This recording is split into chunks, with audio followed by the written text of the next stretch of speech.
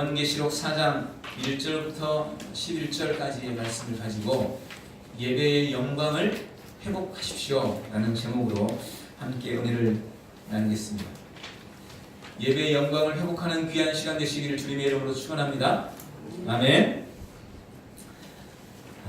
헨리 워드리처라는 유명한 설교가가 있습니다.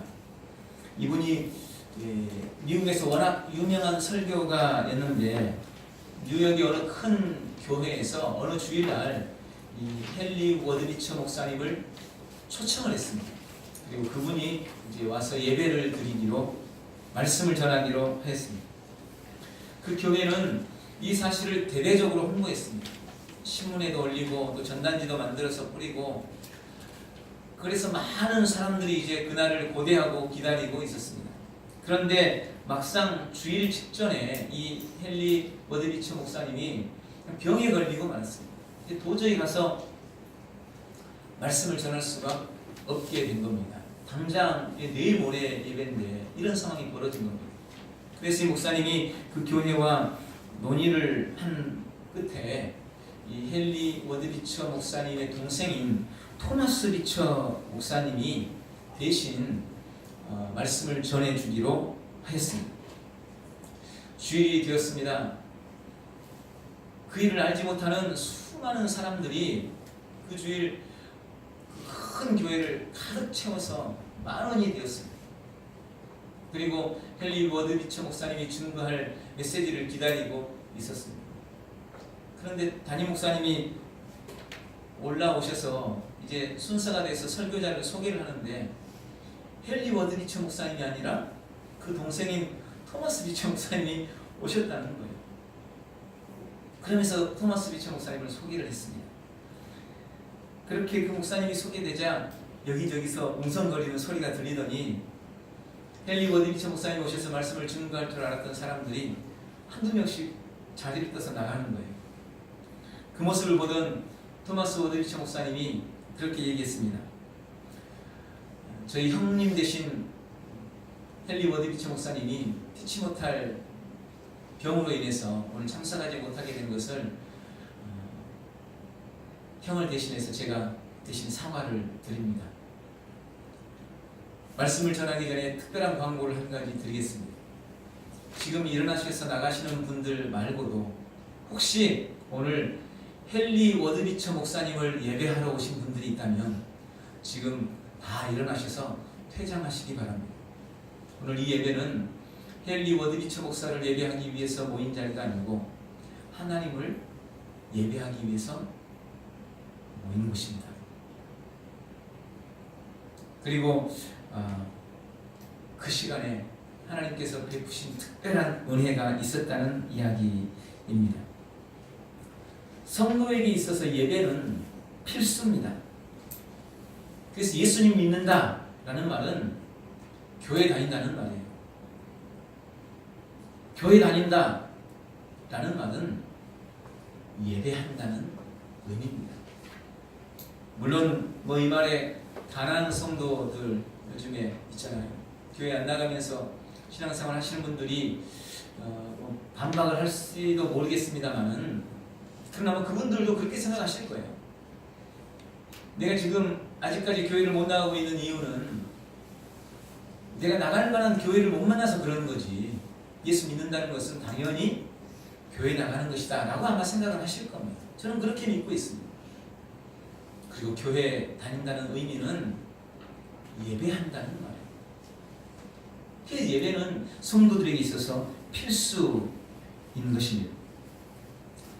너무나 당연한 이 예배의 중요성, 오늘 이 시간 말씀을 들으면서 그런데 우리가 드리는 그 예배가 정말 뭔가, 예배의 진정한 의미가 무엇인지 한번 질문해보고 그 답을 얻는 복된 시간 되시기를 주님의 이름으로 축원합니다. 도대체 예배는 무엇인가? 그리고 왜 우리 그리스도인들은 매 주일마다 하나님 앞에 예배해야 하는가? 왜 예배는 우리 신앙의 필수인가? 오늘 그 질문에 대한 답을 얻고 예배를 통해서 우리 주님께서 약속하신 은혜를 누리는 복되고 귀한 시간 되시기를 주님의 이름으로 축원합니다. 오늘 본문의 말씀 속에는 하나님께서 우리에게 주신 예배를 통한 약속도 담겨져 있지만 이 말씀은 사실은 우리에게 영광된 예배를 회복하라는 주님의 명령의 말씀이라고 보는 것이 더 옳습니다. 오늘 주님은 우리에게 예배의 영광을 회복하고 그 예배의 은혜를 우리의 삶에 누리라고 말씀하십니다. 본문 요한계시록 4장과 5장은 하늘나라에서 일어나고 있는 천상의 예배의 한 모습을 우리에게 보여줍니다. 그래서 아마 성경을 가지신 분들 해설이 달려있는 성경에 보면 요한계시록 4장의 제목이 그렇게 되어 있어요. 하늘의 예배. 하늘의 예배.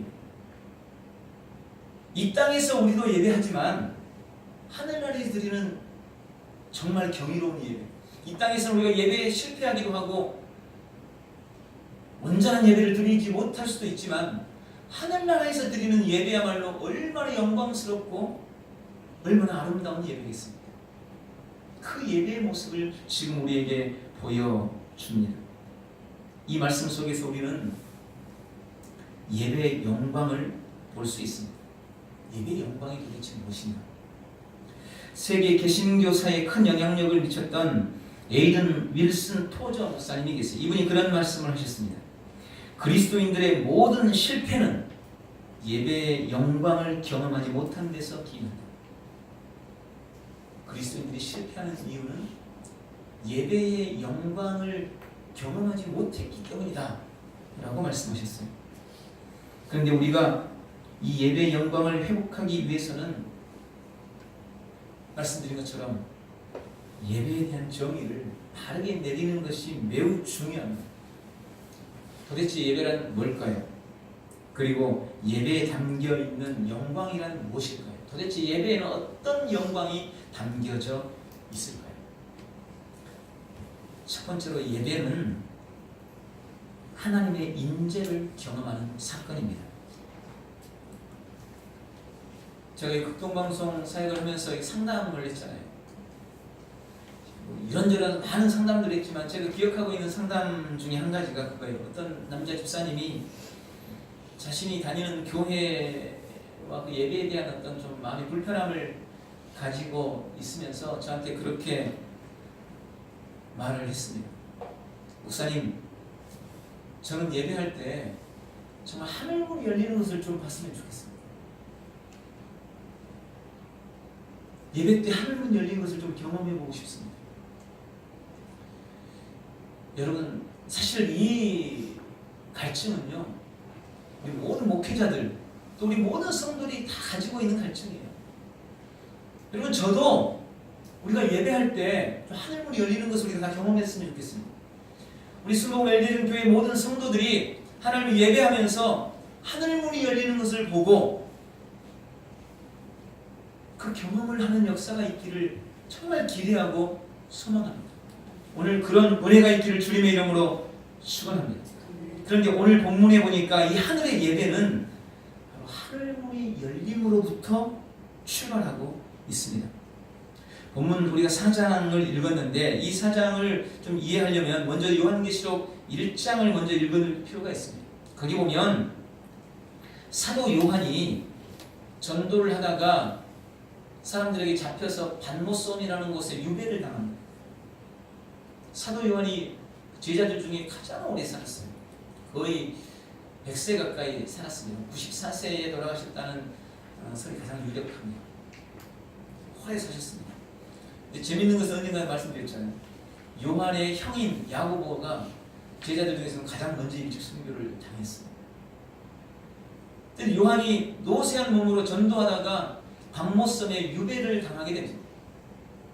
그리고 그 반모섬에서 어느 주일날 아침에 하나님을 예배하기 위해서 엎드렸습니다. 그런데 그때 갑자기 하늘로부터 나팔 소리 같은 큰 음성이 들립니다. 그러면서 여러 가지 앞으로 되어질 일에 대한 계시의 말씀이 주어져요. 그리고 오늘 4장 1절에 보니까 이 일 후에 내가 보니 하늘에 열린 문이 있었다. 그리고 그 열린 문 사이로 보니까 보좌가 펼쳐지고 그 그곳에 주님께서 계시는 것을 목도하게 되어집니다. 그러니까 그 상황을 보면 그거예요. 사도 요한이 예배하려고 엎드렸는데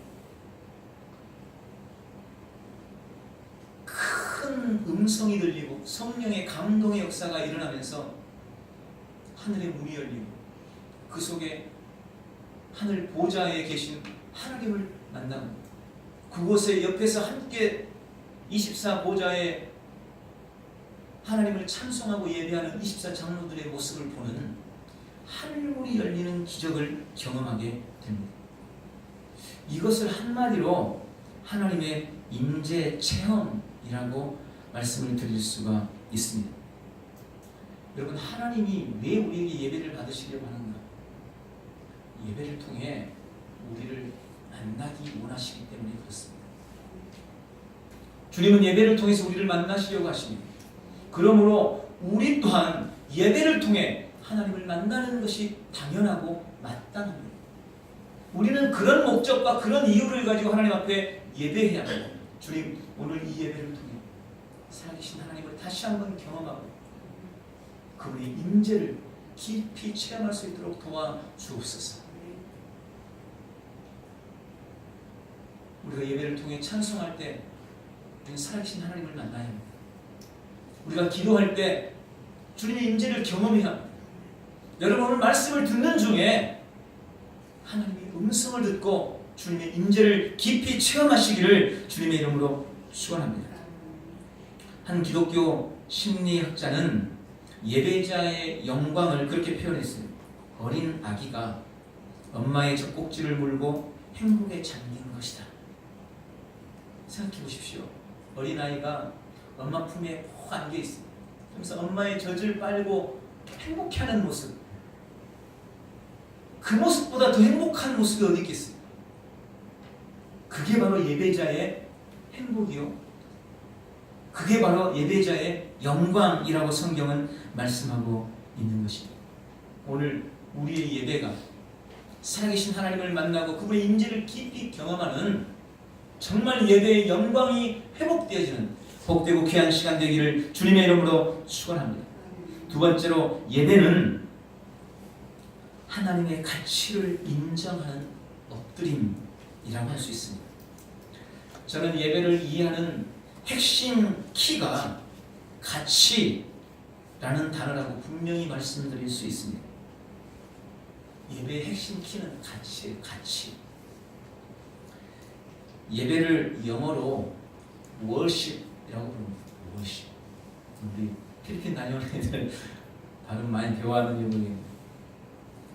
worship. 이 worship이라는 단어를 해석할 때 예배하다, 경배하다, 숭배하다, 엎드리다 이렇게 되어 있어요. 이게 예배라는 겁니다. 그런데 이 worship이라는 단어의 어근이 뭐냐? worth라는 말이에요. 이게 무슨 말이냐면 가치라는 단어입니다. 가치. 오늘 보면 4장 10절 11절에 보면 여기 신구약 시대의 예배자를 대표하는 24 장로가 나옵니다. 그들이 보좌에 앉으신 하나님 앞에 엎드리면서 이렇게 고백합니다. 우리 주 하나님이여, 영광과 존귀와 능력을 받으시는 것이 합당하오니. 여기 합당하오니라는 그 단어가 영어로 worth입니다. 이게 무슨 말이냐면 가치가 있다라는 말이에요. 가치가 있다. 주님은 영광과 존귀와 권능을 받으실 만한 합당한 가치를 가지셨다는 겁니다. 그런 가치가 있는 분이 하나님이시라는 겁니다. 그게 지금 오늘 본문에 나와 있는 이 말의 의미예요. 그럼 주님이 왜 우리에게 예배를 받으실 만한 가치가 있고 그분의 영광과 찬송과 권능을 받을 만한 가치가 있는 걸까요? 그것을 11절에 계속해서 보면 그렇게 되어 있어요. 그가 바로 모든 우주 만물의 창조자요, 그분이 온 우주 만물의 통치자이기 때문에 그렇다는 겁니다. 여러분, 우주 만물에 대한 경외감을 혹시 가져본 적이 있으십니까? 종종 이 영화라든지 이런 데 보면 우주에 대한 인간의 탐험심을 가진 그런 영화들이 많이 있죠. 지금 세상에 과학이 얼마나 발전해 있습니까? 그러나 그 과학이 발전해 있는 이 땅, 이 세계, 아니면 우주 얼마나 될까요? 우주 전체의 몇 프로나 될까요? 주님이 만들어 놓으신 세상에 아주 작은 일부만을 가지고 우리는 놀래고 경외감을 갖고 감탄할 뿐이에요. 과학이 아무리 발전했어도 주님이 만드신 전 우주의 100분의 1, 1000분의 1도 우리는 다 알지 못합니다. 그만큼 우주는 넓고 위대해.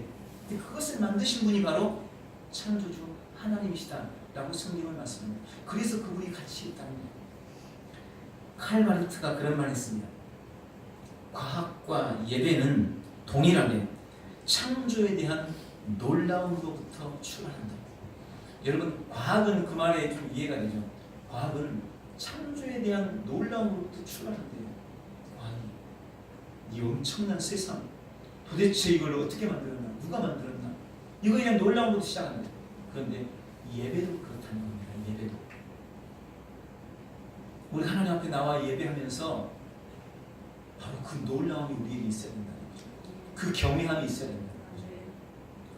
정말 우리 주님은 크고 놀라우십니다. 그런 경외감. 그래서 그분은 우리가 영광 올려드릴 충분한 가치를 가지신 분이라고 말씀하십니다. 또한 요한계시록 5장, 이제 4장이 지나서 5장으로 넘어가면 이제 그 가치를 인정함에 있어서 그 대상이 창조주 하나님에게서 우리 구세주 예수님에게로 초점이 바뀌고 있는 것을 보게 됩니다. 5장 8절에 보니까 그런 말씀이 있어요. 책을 취하시며 네 생물과 24 장로들이 어린 양 앞에 엎드려. 조금 전까지 그들은 하나님 보좌 앞에 하나님 앞에 엎드렸습니다. 그런데 이제는 24 장로와 그 모든 보좌들이 어린 양 앞에 엎드립니다. 어린 양이 누굽니까? 예수 그리스도를 의미합니다. 우리를 위해서 피를 흘리시고 우리의 죄를 대속하시고 우리를 구원해 주신 어린 양 되신 예수 그리스도, 그분께 경배의 초점이 옮겨가 있는 것을 보게 됩니다. 그리고 12절에 보니까 그렇게 기록하고 있습니다. 큰 음성으로 가로되 죽임을 당하신 어린 양이 능력과 부와 지혜와 힘과 존귀와 영광과 찬송을 받으시기에 합당하도다. 여기도 합당하도다, worthy 라는 단어를 역시 사용하겠습니다.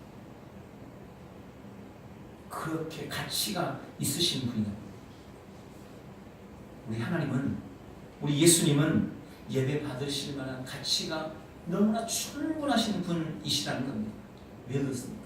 그분이 창조주기 때문에. 왜 그렇습니까? 그분이 바로 나의 죄를 대신해서 십자가를 지시고 나를 구원해 주신 구세주이시기 때문에 그렇다는 것입니다. 그래서 예배는 그분만이 정말 가치 있는 분이십니다 라고 고백하는 거예요. 우리 주님께 최상의 가치를 부여해 드리는 것, 그것이 바로 예배입니다. 본문 4장 10절에 보면 그래서 24 장로들이 예배하면서 자기의 면류관, 자기의 관을 벗어서 주님 앞에 드립니다. 여러분, 참된 예배에는 언제나 이 드림의 정신이 반영되어야 합니다. 예배를 드리는 거예요. 나의 정성을 드리는 겁니다. 찬양을 드리고 기도를 드리고 우리의 사랑과 헌신을 드리고 헌금도 드리고 나를 드리는 거예요. 이게 예배의 정신입니다. 왜? 그분의 가치를 알기 때문에.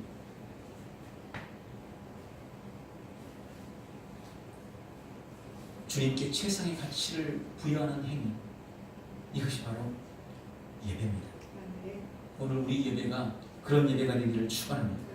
세 번째로, 예배는 하나님의 품성, 하나님의 성품을 담게 하는 특권입니다. 본문 4절에 또 보좌에 둘러 24 보좌들이 있고 그 보좌들 앞에 24 장로들이 흰 옷을 입고 머리에 큰 면류관을 쓰고 앉았더라. 여기 24 장로들이 계속 나오니까 그분 먼저 설명을 드리죠. 24 장로는 구약의 12지파의 대표들, 그리고 신약의 12제자를 의미합니다. 왜 구약의 12지파, 신약의 12제자를 합해서 24 장로를 여기서 말씀하고 있을 거예요. 이것은 바로 신약과 구약의 모든 성도들을 아울러서 포함하는 의미입니다. 신구약의 모든 성도들을 대표하는, 바로 신구약의 모든 성도들을 의미하는 것이 24 장로입니다. 진짜 딱 24명이라는 의미가 아니라 신구약의 모든 성도들을 의미하는 거예요. 근데 이 24 장로들을 묘사하는 두 가지 특징이 오늘 본문에 나와 있어요. 첫 번째, 그들은 흰 옷을 입었다는 겁니다. 두 번째, 그들은 금 면류관을 썼다는 것입니다. 이 흰 옷은 무엇을 상징하느냐? 흰 옷은 거룩함을 상징합니다. 그리고 금 면류관은 영화로움을 상징합니다. 그런데 왜 24 장로가 두 가지 성품인 거룩함과 영화로움을 가진 자로 등장할까요? 여러분, 우리 성도가 예수님을 믿고 하나님의 자녀가 돼서 구원받는 그 순간부터 우리 성도들에게 주어진 중요한 과제가 있습니다. 성도에게 주어진 신앙적인 중요한 과제, 그걸 신학적으로 성화와 영화라고 부릅니다. 성화와 영화, 이것이 성도가 하는 아주 중요한 신학적인 숙제예요. 성도는요, 예수 믿는 바로 그 순간부터 끊임없이 성화를 추구하는 겁니다. 거룩함을 추구해요. 그리고 그 성화의 완성이 뭐냐? 영화입니다. 성화의 완성이 영화.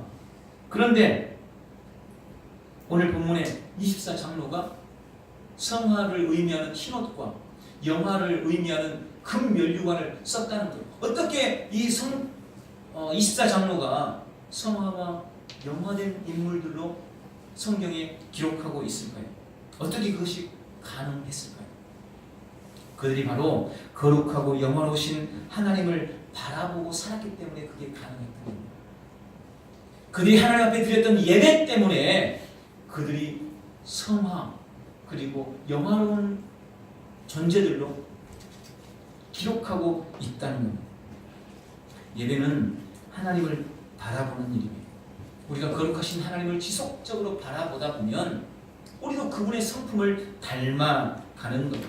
하나님은 우리에게 그렇게 요구하셨어요. 내가 거룩하니 너희도 거룩하라. 그런데 우리가 늘 경험하는 것처럼 내가 거룩하려고 노력한다고 쉽게 이루어집니까? 내가 거룩해 보려고 몸부림을 친다고 해서 거룩해지는 게 아니에요. 거룩해져 보려고 하면 발버둥을 친다고 해서 거룩해지는 것이 아닙니다. 어떻게 거룩해질 수 있는가? 간단합니다. 단순하고 진지한 예배. 우리가 하나님께 지속적으로 진지하고 단순한 예배를 드리다 보면 우리도 모르는 사이에 거룩해지는 겁니다. 성화와 영화의 옷을 입게 되는 것입니다. 주님의 거룩함을 닮은 비결, 그것이 바로 예배라고 주님이 말씀하세요. 주님을 닮는 비결, 예배입니다. 그래서 예배가 중요합니다. 그것이 바로 예배가 가진 놀라운 영광입니다. 마지막으로 예배는 하나님의 인도를 경험하게 하는 축복입니다. 하나님의 인도하심을 경험하게 하는 축복. 이게 바로 예배입니다. 이것은 예배가 가진 놀라운 약속이기도 합니다. 요한계시록 5장 14절에 보면 하늘의 예배가 마무리돼요. 이제 하늘의 예배가 마무리되고 있는 모습을 성경이 기록해 놓고 있습니다. 예배는 아멘으로 끝납니다. 그런데 그렇다고 해서 진짜 예배가 완전히 종결된 것은 아니었습니다. 요한계시록 4장 5장에서 하나님은 사도 요한에게 하늘의 예배를 보여주십니다. 그런데 6장에 보니까 다시 주님은 요한에게 세상을 보여줍니다. 세상의 광경을 펼쳐 보여주십니다. 봉인되어 있던 인봉이 하나하나 풀리면서 전쟁과 기근과 질병으로 가득 찬 세상이 나타납니다.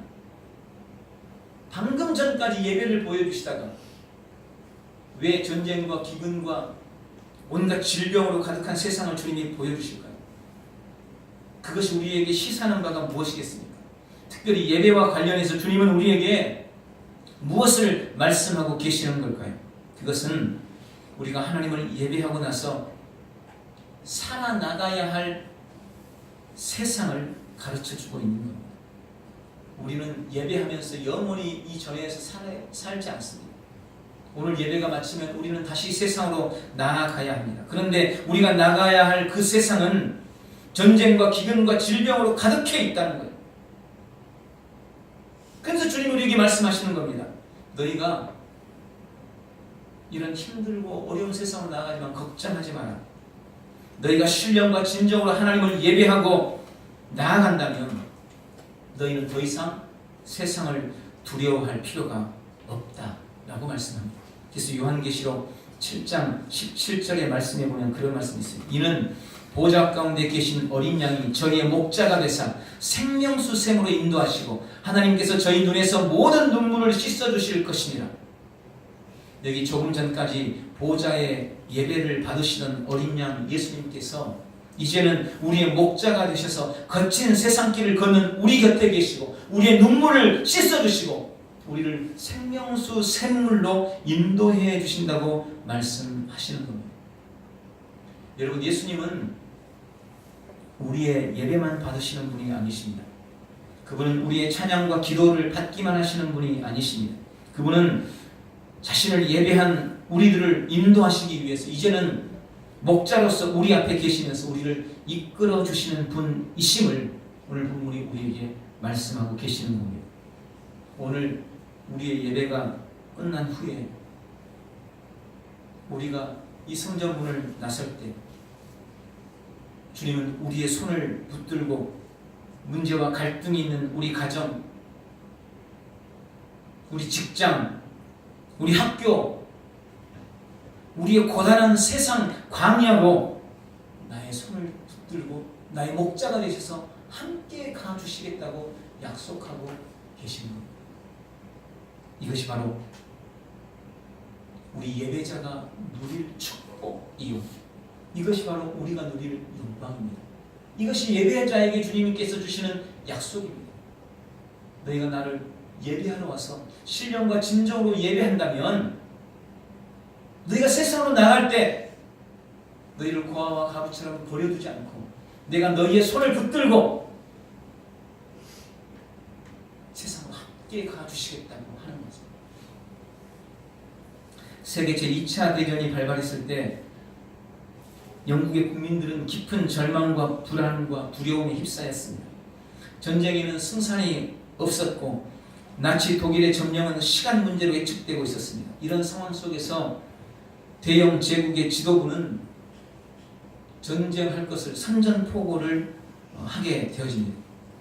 영국이 독일을 대항하여 개전을 선언했습니다. 그때 유명한 윈스턴 처칠 경이 당시 총리였는데 윈스턴 처칠이 당시 성공회 존경받는 목사님이었던 윌리엄 템플이라는 목사님께 대국민 연설을 부탁하게 되어집니다.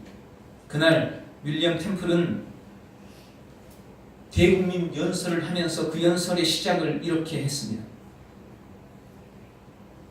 대영국 제국의 국민 여러분, 지금 우리가 하나님을 예배할 때입니다. 전쟁은 큰일입니다. 그러나 예배는 더 큰일입니다. 만일 우리 국민이 이와 같은 때 진정 하나님을 예배할 수가 있다면, 그리고 하나님을 바라보고 그 하나님이 우리와 함께하는 것을 믿을 수가 있다면 전쟁은 결코 큰일이 아닙니다. 그리고 우리는 능히 우리가 예배한 하나님의 도우심으로 이 전쟁을 승리할 것입니다. 그렇게 연설을 시작했습니다. 그리고 그 이튿날이 주일이었는데 그 이튿날 주일 영국의 모든 교회는 종을 울렸습니다. 그리고 교회마다 예배하는 국민들로 인산인해를 이뤘다고 합니다. 그리고 얼마 후 그렇게 대단했던 독일은 무너졌고 영국은 치열한 전선에서 버티어 견뎌냈고 마침내 승리하게 되었습니다. 여러분, 이것이 예배의 영광입니다. 예배하는 자에게 주님이 주시는 약속입니다. 우리가 왜 예배해야 하는가? 왜 성도는 예배하는 자인가? 이곳에서 하나님을 만나고 주님께 최상의 가치를 부여해드리고, 그리고 세상을 향해 나갈 때 주님께서 우리의 목자가 되어주셔서 우리의 손을 붙들고 나가는 것, 이것이 바로 예배 속에 담겨있는 하나님의 약속이기 때문에 그렇다는 것입니다. 오늘 우리 예배에 대한 정의가 다시 한번 확고해지기를 주님의 이름으로 축원합니다. 그리고 예배를 통해 주님이 주시는 이 놀라운 약속들, 주님을 닮아가고 주의 인도를 받는 은혜를 삶에 누려가시기를 바랍니다. 우리 순복음 엘베전 교회와 모든 성도들의 삶에 예배의 영광이 회복되어지고 일평생 그 영광이 삶에 누려지는, 경험되어지는 복되고 귀한 역사가 있기를 예수님의 이름으로 축원합니다. 기도하겠습니다.